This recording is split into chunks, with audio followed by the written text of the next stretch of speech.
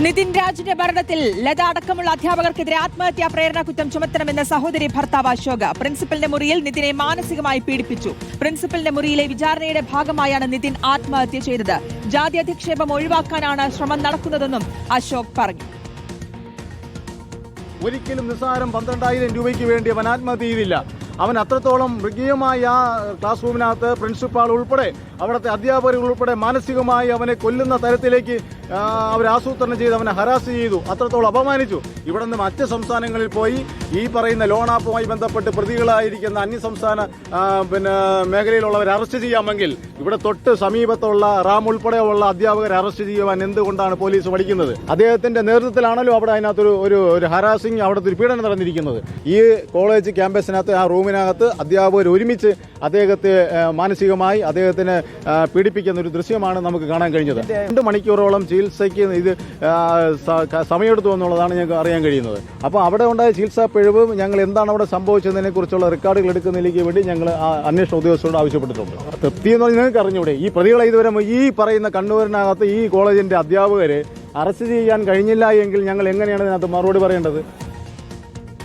അർജുൻ കല്യാടുണ്ട് വിശദാംശങ്ങൾ നൽകാൻ. അർജുൻ, ഇന്നിപ്പോൾ കുടുംബം, അച്ഛനും സഹോദരി ഭർത്താവും അടങ്ങുന്ന സംഘമാണ് നിതിന്റെ കോളേജിൽ എത്തിയത്. നിതിൻ മരിച്ച സ്ഥലത്തടക്കം എത്തിയ അച്ഛന്റെ വൈകാരിക നിമിഷങ്ങൾ നമ്മൾ കണ്ടതാണ്. ഇന്നിപ്പോൾ അതിനുശേഷമുള്ള പ്രതികരണമാണ് കേട്ടത് സഹോദരി ഭർത്താവിന്റെ. അതിൽ നമുക്കറിയാം ഈ ലോൺ ആപ്പുമായി ബന്ധപ്പെട്ട വിഷയത്തിലൊക്കെ അവർ പറയുന്നുണ്ട് അത് മറയാക്കുകയും എന്താണോ യഥാർത്ഥത്തിലുള്ള സംഭവം അതിനെ മായ്ച്ചു കളയാനുള്ള ശ്രമങ്ങളാണ് നടക്കുന്നത് എന്നുള്ളൊരു ആരോപണമാണ് കുടുംബം ഉന്നയിച്ചുകൊണ്ടിരിക്കുന്നത്. അതേ കാര്യങ്ങൾ തന്നെയാണ് ഇന്നിപ്പോൾ പറയുന്നത്. ഒപ്പം ഈ ആ പ്രിൻസിപ്പലിന്റെ റൂമിൽ ഉണ്ടായിരുന്നവർക്കടക്കം ഇതിൽ പങ്കുണ്ടെന്നുള്ള ആരോപണമാണ് ഉന്നയിക്കുന്നത്, അല്ലേ?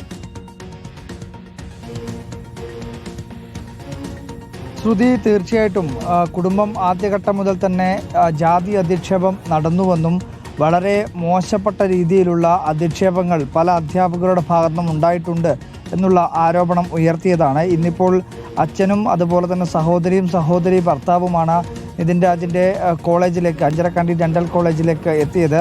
നിതിൻ രാജ് മരണപ്പെട്ട് കിടന്ന സംഭവ സ്ഥലം ഉൾപ്പെടെ, അപകടം നടന്ന സ്ഥലം ഉൾപ്പെടെ സന്ദർശിക്കുകയും അവിടെ വൈകാരികമായിട്ടുള്ള ഒരുപാട് സാഹചര്യങ്ങൾ ഉണ്ടാവുകയുമൊക്കെ ചെയ്തിരുന്നു. അതിനുശേഷം നിതിൻ രാജിൻ്റെ പിതാവ് പ്രിൻസിപ്പലിനെ കാണാൻ വേണ്ടി തയ്യാറായിട്ടില്ല. പകരം നിതിൻ രാജിൻ്റെ സഹോദരി ഭർത്താവ് അശോകനും കൂടെ ഉണ്ടായിരുന്ന മറ്റ് പൊതുപ്രവർത്തകരുമൊക്കെയാണ് പ്രിൻസിപ്പളുമായി സംസാരിച്ചത്.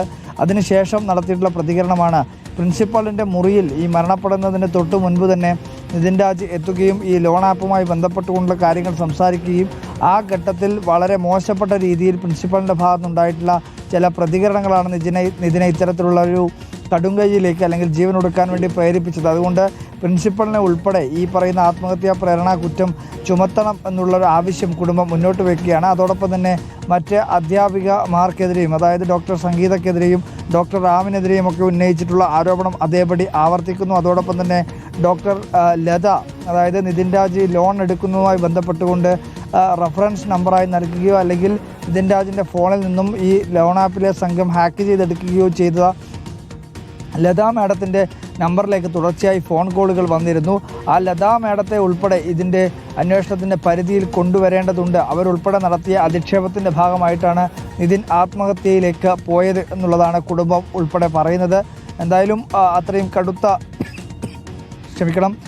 കടുത്ത ആരോപണങ്ങളാണ് ഇപ്പോൾ നിതിൻ രാജിൻ്റെ കുടുംബാംഗങ്ങൾ ഇപ്പോൾ ഉന്നയിച്ചിട്ടുള്ളത്.